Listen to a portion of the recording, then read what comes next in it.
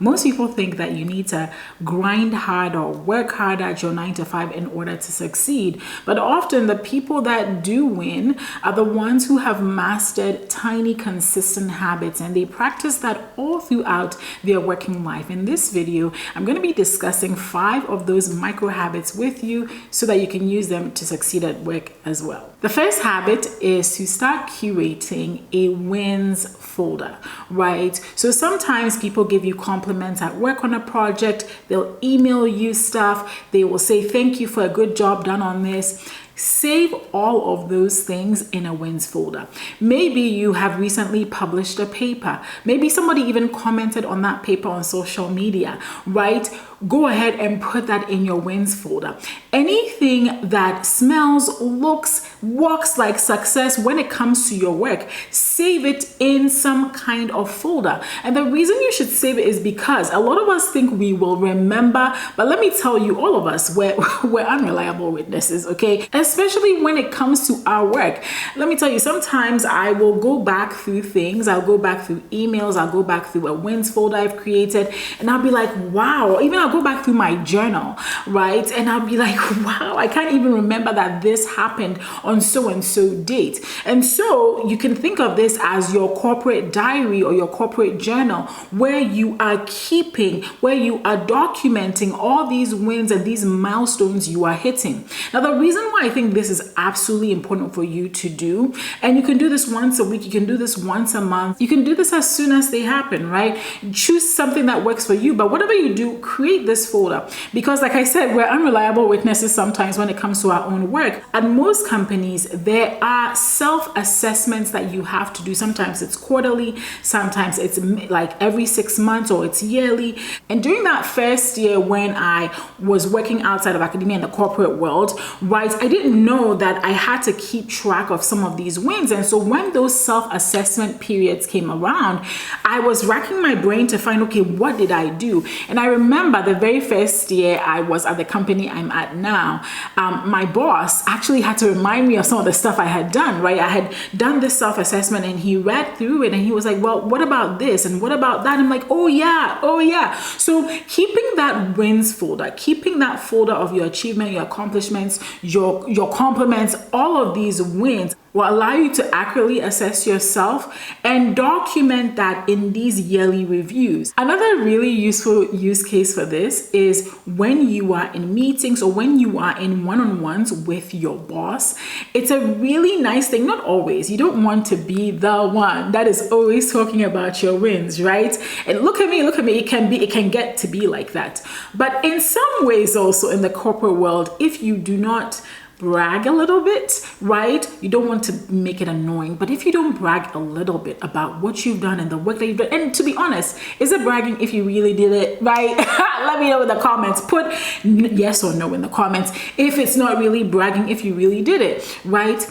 It's nice to bring these up during group meetings, during one-on-ones, right? Oh, I got this note from ABC person about ABC project, and this is what they said. It allows you to always be top of mind as somebody who achieves, somebody who gets things, somebody who is a go-getter. Also, saving these wins will allow you to create a stronger resume. Again, how many times have we done something and now maybe we're looking to pivot with applying for a different job within or outside of the company, and you have forgot, because you've forgotten about it, you do not actually communicate the true impact that you have made through your work. And so creating a wins folder and documenting your wins, your compliments, your accomplishments, right, is a really great micro habit that you should start practicing. The second one is related to the first one, and I have touched on it, is don't just save these wins, but talk about them, right? And I touched on talking about them in group settings, talking about them in your one-on-ones. These are powerful ways, again, to keep you top of mind and to help you get ahead. And also, like when you go into an interview, again, for a job within the company or outside the company, because you've documented these, right? When you are getting ready to go into these interviews, this folder can be a good place for you to go and review the impact that you have made so that you can talk confidently about them. Listen, I have been in interviews, and sometimes I have known exactly the moment when I made an impact on somebody, and it's usually right when I have talked about how impactful, not just answering the person's questions, but when I've talked about how impactful my work has been. So I know I touched on it, but I wanted to make this its own point, is for you to talk about your wins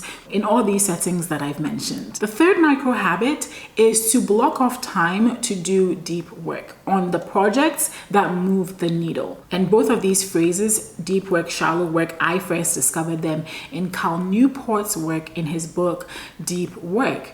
And by those definitions, right, shallow work is anything that doesn't help you move the needle on the projects that you were actually hired for, okay? And so, for instance, in my position, I'm a scientific writer within a biotech company. I have a team of R&D scientists. I take their insights and I turn that into content, right? That is my primary role on the team. So anything else, right, can be classified as shallow work. Now, of course, like, we can sit here and debate what is shallow work and what is not. But really, if anything is not helping me create content, if anything is not helping me submit that paper to the journal, or create that white paper, or create that infographic, anything else outside of that can be defined as shallow work. Now, of course, there are important meetings that you have to attend. There are group meetings you have to attend. There are one-on-ones you have to do. There's definitely a lot that you have to do that is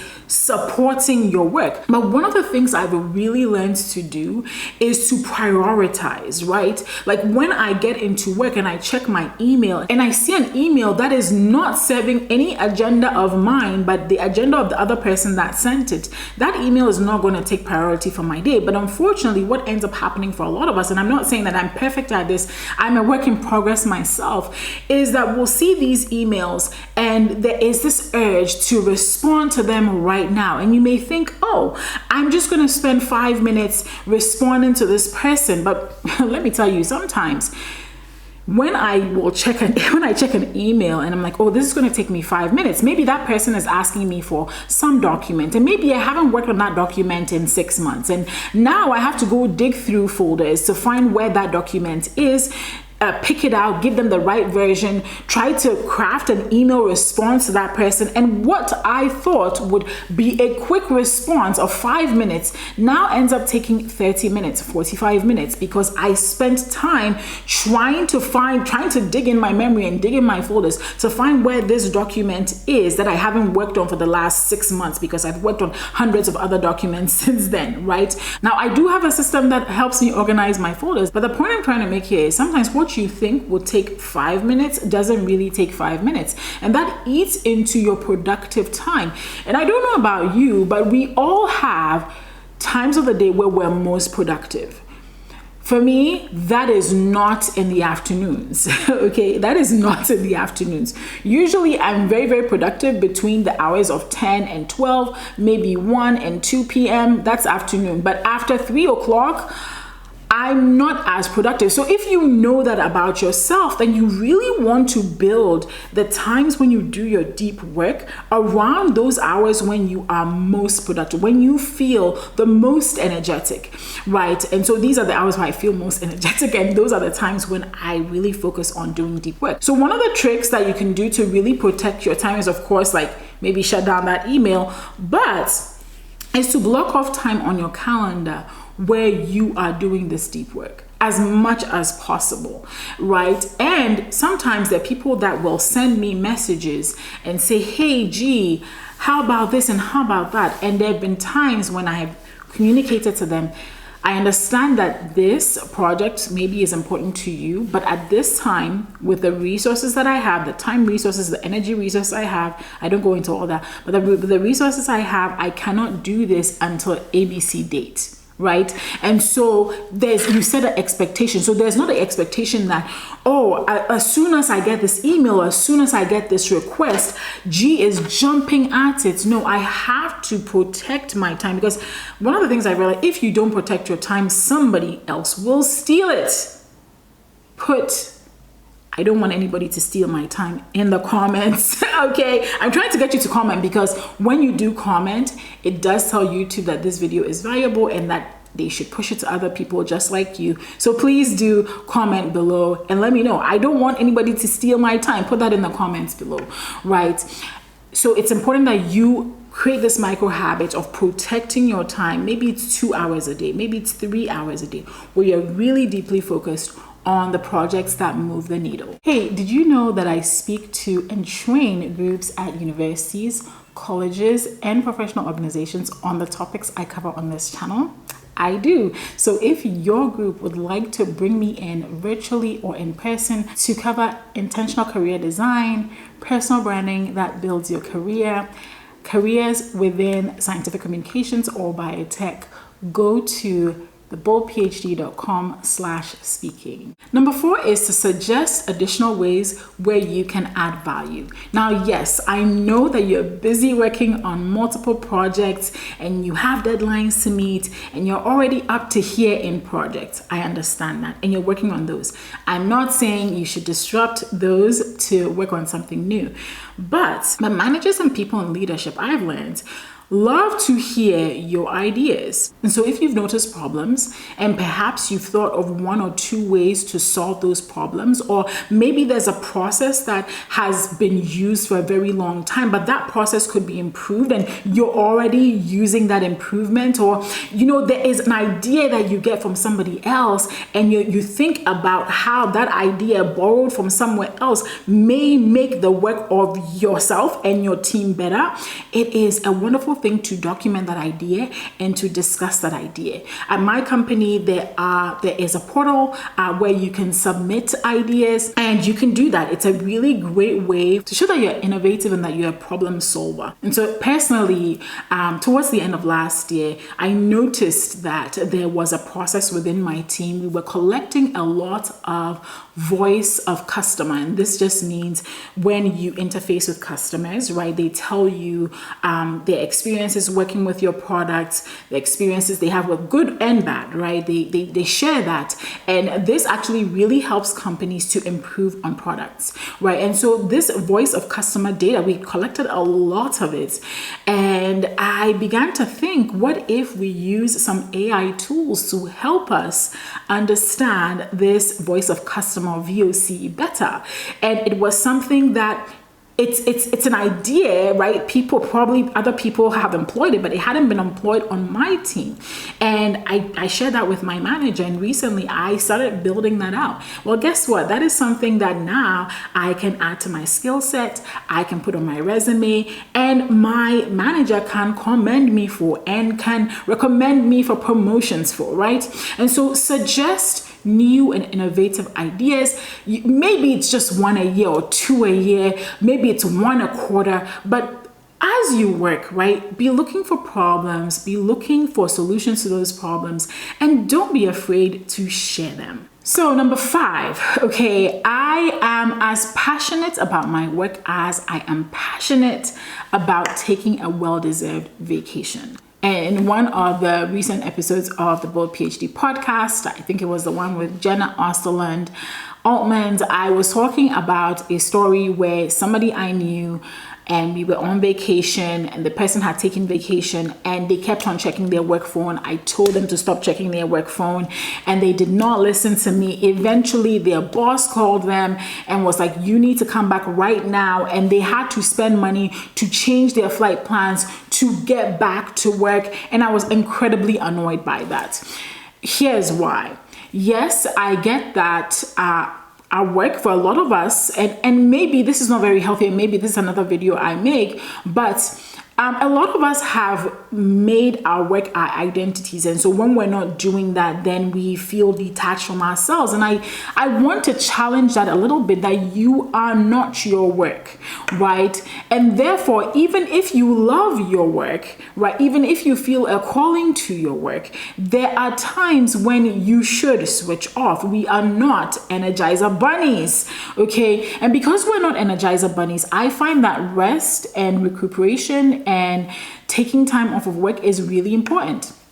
And so I've made that a priority in my life. And all these years, something I didn't used to do when I was in academia was really take time off. But once I came over to this side, on the non-academic side, I have been taking my vacation seriously.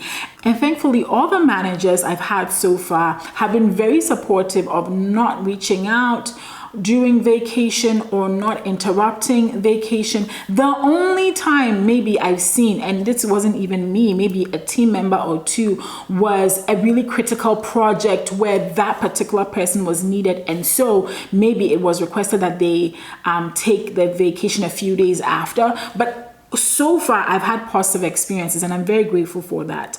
But the point I'm trying to make here is that if you have paid time off as a benefit, and in the US, and I think in a lot of other places too, you tend to have some kind of leave or paid time off where you can go off for a few days or even a few weeks and relax. Please take it. Recently, I was listening to a podcast, and it was actually a podcast, I think, with Sahil Bloom, and for his new book, I think the 5 different types of wealth, or maybe I'll flash it on the screen. And he was talking about Bill Gates and how Bill Gates takes these, like every quarter, he'll take 1 week where he goes off to read and think, and he calls them his thinking weeks. And I was just thinking to myself, listen, I know Bill Gates, okay, but, and if you've watched up to this point, put Bill Gates in the comments. We'll get the inside joke. I'll leave a laughing emoji if you do. So, you know, I know Bill Gates, but I respect and understand the importance of such a practice. And so even though every year I do take vacation, I do take time off, this year, something I'm implementing is our thinking days. And I'm using some of my PTO for that. So I'm using some of my paid time off to go on an actual vacation with my family, which I'm super excited about. But I'm using some of those days to take 2-3 days off every single quarter where it's just for me. And maybe I sleep in, maybe I read, maybe I create more YouTube videos, maybe I create more episodes for the podcast, right? But those days are mine to be creative and to rest. And there is evidence, right, that resting and recuperation can help you be more productive. Think about why you get like amazing ideas when you're in the shower. Because it's like one of the times when you're not looking at a screen or watching television or doing something actively with your brain, except for maybe like the water pouring on you, right? And so take your PTO and use it wisely. It will make you more productive. If you enjoyed this video, hit that thumbs up and let me know that you enjoyed it. And if you want another video to watch on being productive with your work, check out this video.